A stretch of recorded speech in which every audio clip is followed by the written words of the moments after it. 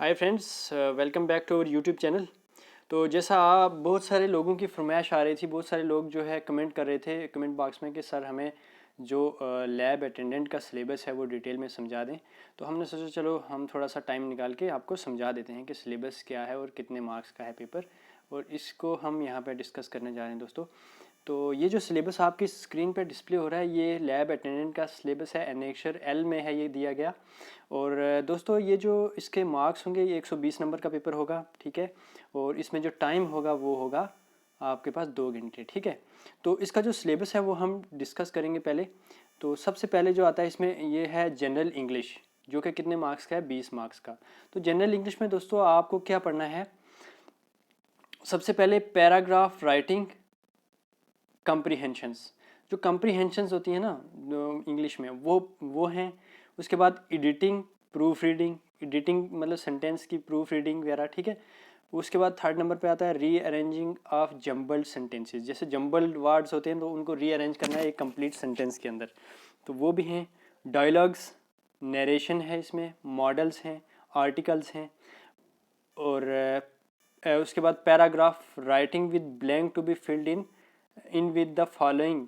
मतलब एक पैराग्राफ होगा उसमें ब्लैंक्स होंगी, तो उनमें आपने उस जो ब्लैंक्स में क्या क्या भरना है, या फ्रेज से भरना है, प्रोनाउन से भरना है, या होमोनिम्स या होमोफोन से भरना है, ठीक है दोस्तों। उसके बाद नेक्स्ट आता है क्लासेस हैं। क्लासेस के बाद पंक्चुएशन है, ठीक है। उसके बाद सिनोनिम्स, एंटोनिम्स हैं।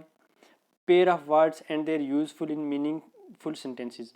मतलब पेयर ऑफ वर्ड्स होंगे उनका मीनिंगफुल सेंटेंस में आपने यूज़ करना है, ठीक है। आइडियम्स एंड फ्रेजेस हैं, यूज़ ऑफ प्रीपोजिशंस। तो ये जो सिलेबस है ये है जनरल इंग्लिश का, जिसके कितने मार्क्स हैं, 20 मार्क्स, ठीक है दोस्तों। उसके बाद जो नेक्स्ट आता है, next portion is your general awareness. तो जो अगला पोर्शन है वो है क्या, आपके पास जनरल अवेयरनेस, ये वाला पोर्शन, ठीक है दोस्तों। तो जनरल अवेयरनेस में क्या क्या है देखेंगे आप। फर्स्ट ऑफ ऑल है current events of national importance. जो इंडिया के करंट अफेयर्स हैं, ठीक है, वो हैं, ठीक है। वो आपको करंट अफेयर्स पढ़ने हैं अच्छे से, ठीक है। उसके बाद है इंटरनेशनल ऑर्गेनाइजेशंस। इंटरनेशनल ऑर्गेनाइजेशंस जो हैं, जो अंतर्राष्ट्रीय संगठन हैं वो पढ़ने हैं। जैसे यूएनओ हो गया, डब्ल्यूएचओ हो गया, डब्ल्यूटीओ हो गया, आईएमएफ हो गया। रीजनल ऑर्गेनाइजेशंस एंड ब्लॉक्स, जैसे ब्रिक्स हो गया, सार्क हो गया, एशियन हो गया, G20 हो गया और G7 हो गया, ठीक है दोस्तों। उसके बाद आपने जो जी जनरल अवेयरनेस में पढ़ना है वो है हमारे पास space programme of India. India का जो स्पेस प्रोग्राम है वो India's atomic research programme, India का atomic research programme, exports and imports, ठीक है। एक्सपोर्ट इंडिया क्या क्या चीज़ें एक्सपोर्ट करता है, क्या क्या चीज़ें इंपोर्ट करता है। उसके बाद इकोनॉमिक्स के टॉपिक हैं, जैसे जीडीपी है, ग्रॉस डोमेस्टिक प्रोडक्ट, जीएनपी है, पर कैपिटा इनकम है, ठीक है। तो नेक्स्ट है weather, climate, crops, means of transport. ये जियोग्राफी का पोर्शन है, वेदर आ गया, क्लाइमेट, क्रॉप्स और मीन्स ऑफ ट्रांसपोर्ट, ठीक है दोस्तों। तो नेक्स्ट जो आ गया history, geography, economy and culture of J&K UT. और जम्मू कश्मीर यूटी का जो है हिस्ट्री भी है, ज्योग्राफी भी है। इंडिया की ज्योग्राफी आपको अलग से पढ़नी है और J&K की अलग से पढ़नी है, ठीक है। Geography, economy, culture of J&K UT, ठीक है दोस्तों। फ्लोरा एंड फाना, मतलब कौन कौन से प्लांट्स यहाँ पे पाए जाते हैं, कौन कौन से एनिमल्स हैं, ठीक है। फॉरेस्ट कैसे हैं, ठीक है, ये पढ़ने हैं। फिर रिवर्स एंड लेक्स आगे, ठीक है। यूटी के अंदर कौन कौन से रिवर्स हैं, लेक्स कितनी हैं, ठीक है, वो उनकी इंपॉर्टेंस आपने पढ़नी है। फिर उसके बाद जो मोस्ट इंपॉर्टेंट है दोस्तों, J&K रीऑर्गेनाइजेशन एक्ट। इसमें से क्वेश्चन आएंगे क्योंकि आने के चांसेस हैं, क्योंकि ये न्यूली ऐड हुआ है सिलेबस में और ये है भी बहुत इंपॉर्टेंट है, क्योंकि हमारी जो स्टेट है वो बाइफरकेट हुई है 2 यूनियन टेरिटरीज़ में, तो इसलिए ये काफ़ी इंपॉर्टेंट बन जाता है, ठीक है।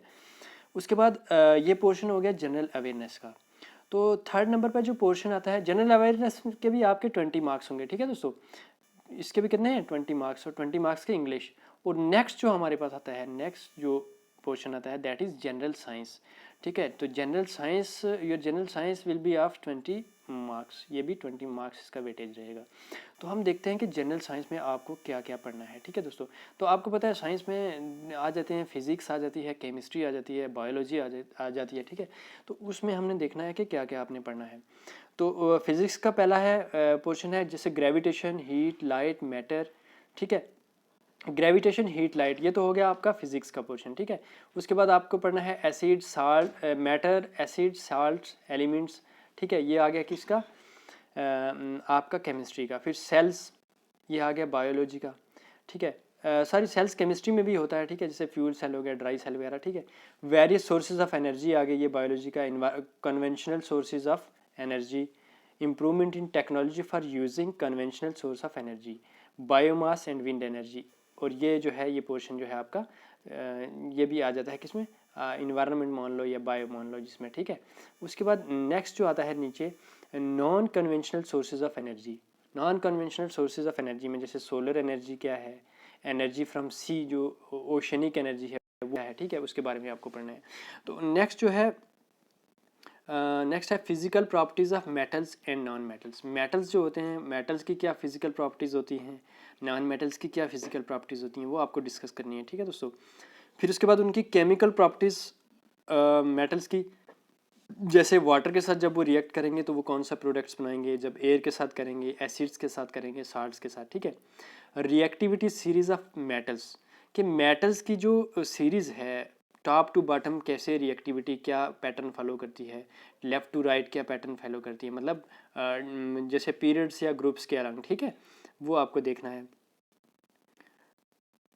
हाँ, उसके बाद ऑकरेंस ऑफ मेटल्स, कि मेटल्स कहाँ कहाँ होते हैं, मेटल्स देयर एक्सट्रैक्शन, कैसे हम उनको एक्सट्रैक्ट कर सकते हैं, एनरिचमेंट ऑफ ओर्स, उनकी ओर्स कौन सी है जिन ओर से हम मेटल्स को एक्सट्रैक्ट करते हैं, ठीक है।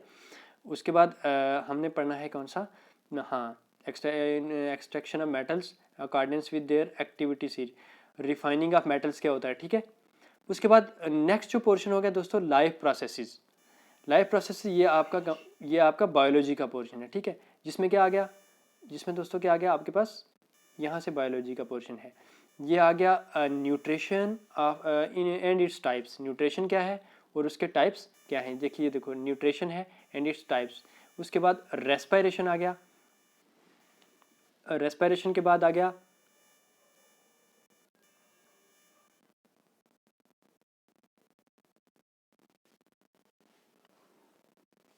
हाँ, तो देखिए,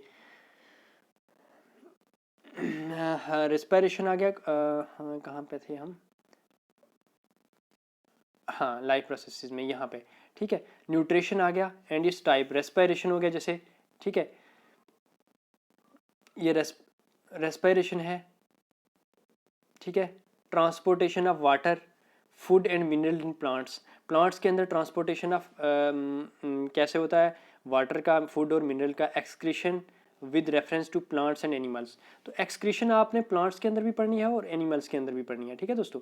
एनिमल्स के अंदर कैसे एक्सक्रीशन, एक्सक्रीशन होता है कि वेस्ट मटेरियल्स को बॉडी के बाहर कैसे पहुंचाना होता है, ठीक है। उसके बाद नेक्स्ट जो इम्पॉर्टेंट इशू जो है आगे, हम इम्पॉर्टेंट टॉपिक आ गया, that is in environmental issue. ये इन्वायरमेंट का है, मतलब बायोलॉजी का है, और ये कौन सा है, इन्वायरमेंटल पोल्यूशन, आलूदगी, ठीक है। तो ये क्या है, फिर उसके बाद आता है इकोसिस्टम। इकोसिस्टम के बारे में आपने पढ़ना है, उसके कंपोनेंट्स कौन से होते हैं, बायोटिक, एबायोटिक, वट, ठीक है। उसके बाद फूड चेन और फूड वेब्स के बारे में पढ़ना है। ओजोन लेयर जो कि काफ़ी इंपॉर्टेंट है, उसके बारे में पढ़ना है, इट्स डिप्लीटेशन, के वो किस किस वजह से डिप्लीट हो रही है। ग्रीन हाउस इफेक्ट पढ़ना है, ठीक है, कौन कौन सी ग्रीन हाउस गैसेज हैं। Mendel's contribution and experiment on P plant, तो मेंडल जो है, मेंडल को फादर ऑफ जेनेटिक्स भी कहते हैं, तो उनके बारे में हमने पढ़ना है कि कौन कौन से प्लांट पे उनने जो पी प्लांट पे रिसर्च किया था, ठीक है, एक्सपेरिमेंट किए थे, तो उनके बारे में थोड़ा पढ़ना है कि पी प्लांट पे उनने जिस पे रिसर्च किया था, ठीक है। टाइप ऑफ रिप्रोडक्शन, उसके बाद पढ़नी है type of reproduction in plants and animals, plants और एनिमल्स में किन किन टाइप की रिप्रोडक्शन होती है, ठीक है। उसके बाद आते हैं classification of plants and animals, plants और एनिमल्स की क्लासिफिकेशन, ठीक है, वो पढ़नी है आपको। उसके बाद आप नेक्स्ट जो पोर्शन आ गया आपके पास, वो है दोस्तों कौन सा, मैथमेटिक्स। तो जनरल साइंस के बाद मैथमेटिक्स जो है वो भी कितने मार्क्स का है दोस्तों, 20 नंबर का, ठीक है। तो मैथमेटिक्स में आपको क्या क्या पढ़ना है, पहला आ गया problems on finding surface area and volume of combination of any two of the given cubes, cuboids, spheres, hemispheres, right circular cylinder, cones, frustum of a cone, ठीक है। फिर सेकंड आ गया problems involving converting one type of metallic solid into another and other mixed problems। फिर उसके बाद profit and loss पढ़ना है आपको, सिंपल एंड कंपाउंड इंटरेस्ट पढ़ना है, linear equation with two variables पढ़ना है, प्रोग्रेशन पढ़नी है, बॉड मास, ठीक है, प्रोबेबिलिटी पढ़नी है आपको, simple problems on single event पे जो सिंपल प्रॉब्लम्स होंगी प्रोबेबिलिटी की वो पढ़नी है। ठीक है दोस्तों, ये भी हो गया कितने मार्क्स का, 20 मार्क्स का। ठीक है, उसके बाद जो नेक्स्ट पोर्शन है दोस्तों आपके पास वो है कंप्यूटर एप्लीकेशन, जो कि आपका 20 नंबर का ये भी रहेगा। ठीक है, इसकी वेटेज भी कितनी है, 20 नंबर। तो कंप्यूटर में आपने क्या क्या पढ़ना है, फंडामेंटल्स ऑफ कंप्यूटर साइंसेस, कि कंप्यूटर साइंसेस के फंडामेंटल्स क्या हैं। ठीक है, हार्डवेयर क्या है, सॉफ्टवेयर क्या है। जैसे कि मोस्ट ऑफ जो सिलेबस है JK SSB का, ऑलमोस्ट उन सब में कंप्यूटर इंक्लूड किया गया है। तो आप अच्छी सी बुक लो, अच्छे से सोर्सेज से पढ़ो तो ये हो जाएगा। ठीक है, उसके बाद कंप्यूटर में आपने पढ़ना है इनपुट एंड आउटपुट डिवाइसेस क्या हैं, ऑपरेटिंग सिस्टम क्या है, MS Word, MS Excel, MS Access and PowerPoint presentation. ठीक है, ये पढ़ना है, ईमेल एंड इंटरनेट पढ़ना है। ये भी हो गया कितने मार्क्स का, 20 मार्क्स का। उसके बाद नेक्स्ट जो है वो आती है आपके पास रीजनिंग। ठीक है, तो रीजनिंग भी आपके पास कितने नंबर की होगी दोस्तों, 20 नंबर की। ठीक है, तो रीजनिंग में आपने क्या पढ़ना है वो अभी बताते हैं। तो सबसे पहले आपने पढ़ना है नंबर सीरीज। ठीक है, रीजनिंग में आपने सबसे पहले पढ़ना है नंबर सीरीज, फिर उसके बाद letter series, coding decoding, direction sense, blood relation, mathematical reasoning, speed distance and time, statements and conclusions. ठीक है दोस्तों, ये हो गया रीजनिंग। ठीक है दोस्तों, तो ये सारे का सारा जो सिलेबस हमने डिस्कस किया ये किसके लिए था, लैब अटेंडेंट के लिए। तो बहुत सारे स्टूडेंट्स कमेंट कर रहे थे कि सर इसके लिए डिटेल में हमें समझा दो कि क्या क्या पढ़ना है। तो इस वीडियो, आई होप कि इस वीडियो से आपको थोड़ा पता चल गया होगा, थोड़ा क्या कि पूरा क्लियर हो गया होगा कि आपको क्या क्या पढ़ना है, कहाँ कहाँ से। ठीक है, तो कौन कौन सी चीज़ आपके सिलेबस में लगी है। तो अगर आपको हमारी वीडियो अच्छी लगी है तो आप इसको लाइक करें, कमेंट करें और दोस्तों के साथ शेयर करें, ताकि जिन लोगों को सिलेबस का पता नहीं है, कभी बोलते हैं कि PDF का इशू है, समझ नहीं आती है। ठीक है, तो आप इस वीडियो को उनके साथ शेयर करो। तो अगर आपको लगता है कि और वीडियो हम किसी और सिलेबस को डिस्कस करें तो आप नीचे कमेंट बॉक्स में कमेंट करें, आपके हर कमेंट का जवाब दिया जाएगा। बहुत शुक्रिया, थैंक यू।